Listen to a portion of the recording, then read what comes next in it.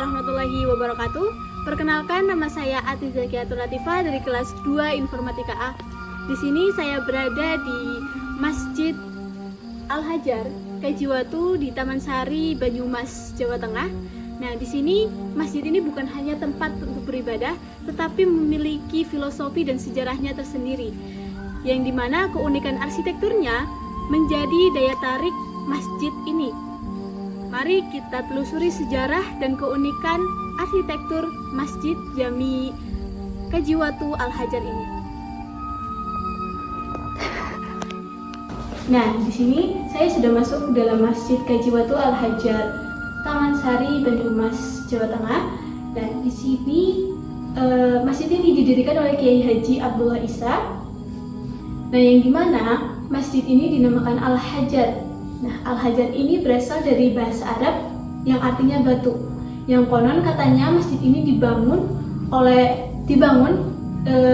dari batu besar yang dipahat dan dipecah untuk dijadikan lantai, dinding, dan pembangunan masjid. Contohnya seperti tiang ini didirikan waktu Kiai Haji Abdullah Isa, yang dimana ini terbuat dari batu yang dipahat dan dipecah lalu dijadikan untuk menjadi bangunan.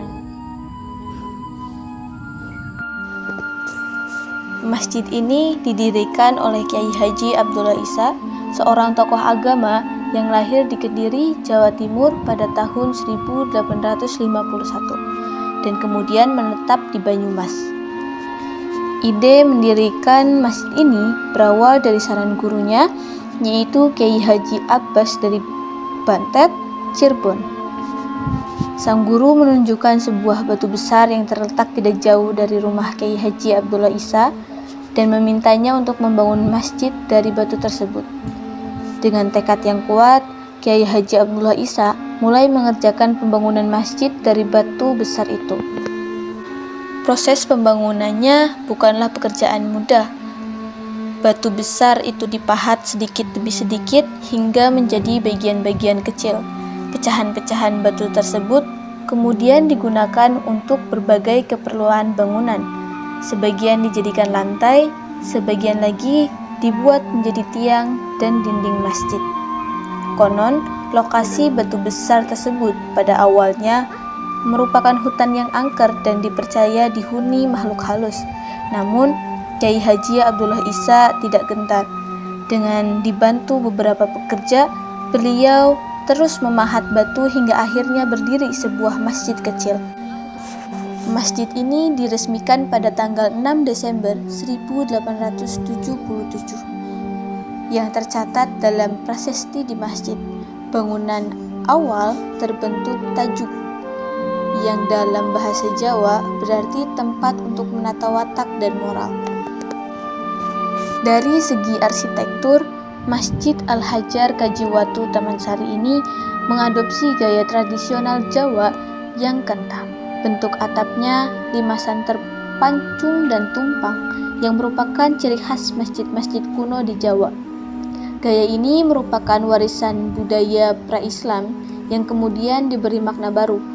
Namun, perlu diketahui bangunan asli masjid saat ini sudah tidak sepenuhnya utuh. Pilar-pilar asli dari batu kini telah diganti dengan pilar beton kotak akibat renovasi. Meskipun demikian, sejarah bahwa masjid ini lahir dari sebuah batu besar tetap menjadi ciri khas dan kebanggaan masyarakat setempat. Keberadaan masjid ini juga menjadi simbol kerukunan di Banyumas. Meskipun tidak ada catatan khusus tentang peran lintas agama, semangat gotong royong dan toleransi masyarakat setempat tercermin dalam berbagai kegiatan sosial yang melibatkan semua elemen warga.